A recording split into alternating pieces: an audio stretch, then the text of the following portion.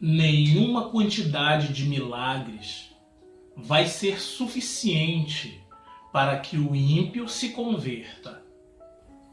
Eu sou Maurício Moraes, sejam bem-vindos ao canal. A lição de hoje está no segundo livro dos Reis, no capítulo 6, e o versículo 24, 25 e 26, que diz assim: E sucedeu depois disto, que Ben-Hadad, rei da Síria, ajuntou todo o seu exército e subiu e cercou a Samaria. A convivência do povo de Israel com a Síria já havia chegado ao ponto de milagres extraordinários, grandes milagres acontecerem, e ainda assim o relacionamento entre esses dois povos continuava conturbado. No versículo anterior nós vimos que cessou por um momento, mas agora tudo recomeçou. E é simples de entender. Nenhuma quantidade de milagres vai ser suficiente para converter o ímpio, simplesmente porque não existe comunhão entre a luz e as trevas. Não há comunhão entre a carne, entre o corpo físico e o espírito. A palavra de Deus nos ensina que as coisas espirituais só se discernem, só se entendem espiritualmente. Que quem é espiritual entende tudo, mas quem é carnal não entende nada.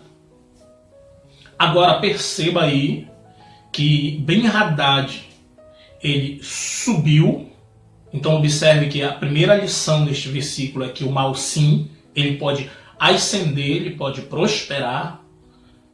Ele cercou Samaria, e ele cercou Samaria com todo o seu exército. Então, ainda que o anjo do Senhor esteja contigo, ainda que você esteja protegido, ainda que você esteja guardado e ainda que nada te toque, isso não vai impedir que o inimigo continue se levantando. Se Deus te livrou ontem, não muda o fato de que hoje o inimigo pode vir a se levantar novamente e te cercar novamente.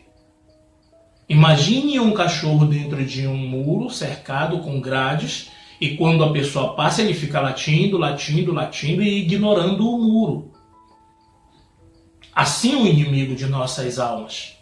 Ele está focado na tua vida, na tua alma. Ele não quer saber se existe uma impossibilidade de te atacar. A única coisa que ele quer saber é de te atacar. Ele ruge como se fosse um leão, buscando a quem ele possa tragar, buscando um momento de fraqueza, de fragilidade, de dúvida. A lição deste versículo fica clara aqui, quando nós vemos que já havia tido todo tipo de confrontos ali. Deus já havia manifestado o seu grande poderio. Ainda assim, esse rei, que sabia de todas estas coisas, se levanta e cerca Samaria.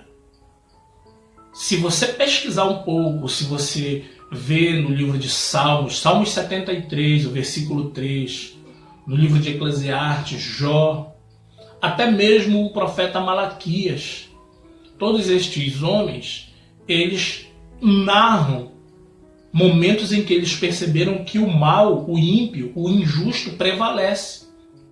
O livro de Eclesiastes, no capítulo 7 e o versículo 15, ele nos dá assim, uma prévia de como o ímpio, como o malvado, ele pode prosperar, pode ser bem sucedido, enquanto que o justo pode vir até a morrer. Da mesma forma, no capítulo 8, novamente, versículo 14, há justos a quem sucede segundo a obra dos ímpios, e há ímpios a quem sucede segundo a obra dos justos. Eu disse que também isso é vaidade. Então o escritor, aí ele tem uma noção muito clara de que a maldade, o ímpio, ele prospera sim. E o versículo 25, aí do capítulo 6 de 2 Reis, ele nos mostra mais uma vez que esse cerco resultou em uma fome. Observe que o versículo diz: E houve grande fome em Samaria, porque eis que a cercaram, até que se vendeu uma cabeça de um jumento por 80 peças de prata e a quarta parte de um cabo de esterco de pombos por 5 peças de prata. E eu não vou me ater aqui a fórmulas, a cálculos para lhe dar uma noção do preço, porque isso depende de um contexto histórico. O que eu preciso aqui compartilhar com você é que esse cerco foi grande, pesado, e a lição aqui neste versículo, ela quebra um ensinamento mundano, corrompido, que existe ainda no meio cristão, de que o mal não nos atinge. Porque o livro, o de Salmos, no Salmo 91, ele diz que aquele que habita no esconderijo do Altíssimo descansa na sombra do Onipotente. Em um outro versículo mais abaixo ele diz que mal nenhum chegará à tua tenda. Agora nós temos aí uma cidade cercada, sitiada, com fome, e talvez você diga assim, a cidade estava em pecado. Ok. Mas Eliseu era um profeta de Deus, era um servo de Deus, e Eliseu estava dentro de Samaria, vivendo esta fome, este cerco, quebrando esta doutrina, este ensinamento de que o homem de Deus não passa dificuldade ou não sofre. Eliseu estava ali passando pelas mesmas dificuldades. Mas aí para frente nós vamos ver como realmente é o comportamento de um homem passando dificuldade, quando ele tem vida espiritual e está servindo a Deus e tem visão das coisas de Deus. E aí nós vamos entender o que é não ser atingido, mesmo em meio à tormenta. E em tempos difíceis como esse, é preciso entender que o mal ele vai estar presente no mundo. Mas nós, que buscamos a paz, que buscamos o bem, podemos sim nos mantermos de pé na presença do Senhor, como Estevão, que mesmo sendo apedrejado, ele viu o Senhor assentado à direita do Todo-Poderoso. Da mesma forma, quando Jó, mesmo em face da morte, ele disse, ainda assim, mesmo que ele me mate, nele esperarei. Este é o exemplo de servos de Deus para nossas vidas. Por outro lado, o versículo 26 nos dá o ensinamento final desse texto de hoje, quando a mulher clamou ao rei, dizendo, e sucedeu que, passando o rei pelo muro, uma mulher lhe bradou, dizendo, acode-me, rei meu senhor. Nós já vimos que Naamã buscou o conforto do rei, o rei dele pediu para o rei de Israel, e nós vimos lá nessa lição anterior, no capítulo 5, que não há solução para o homem, para as aflições, para as dores da alma. Não há solução na mão de homens, e não importa que sejam reis. Eu não quero aqui desqualificar as autoridades. Eu quero compartilhar com você, meu irmão e minha irmã, que dai a César o que é de César e a Deus o que é de Deus. Existem dores e soluções para estas dores que elas vêm da mão de Deus, que não importa o quão poderoso o homem seja. O que um homem pode fazer é tirar a vida do outro, mas até isso está nas mãos de Deus.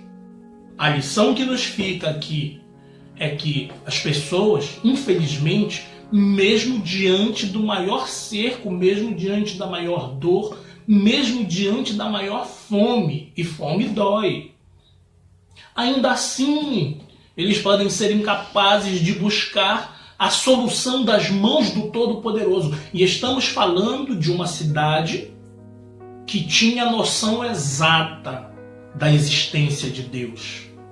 Nós estamos falando da cidade de Samaria. Não é uma cidade pagã qualquer, não é uma cidade que não tinha conhecimento de Deus. Nós estamos falando de Samaria.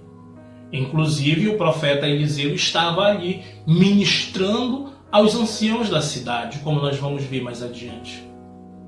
No livro de Apocalipse, no capítulo 16, o versículo 10 e 11 diz assim, e o quinto anjo derramou a sua taça sobre o trono da besta, e o seu reino se fez tenebroso.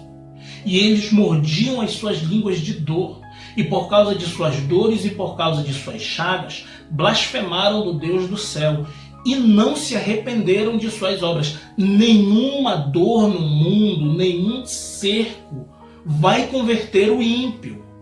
Se o ímpio te ataca, se o ímpio te cerca, ore por ele. Este é o ensinamento da palavra de Deus para nós. Orai pelos que vos perseguem.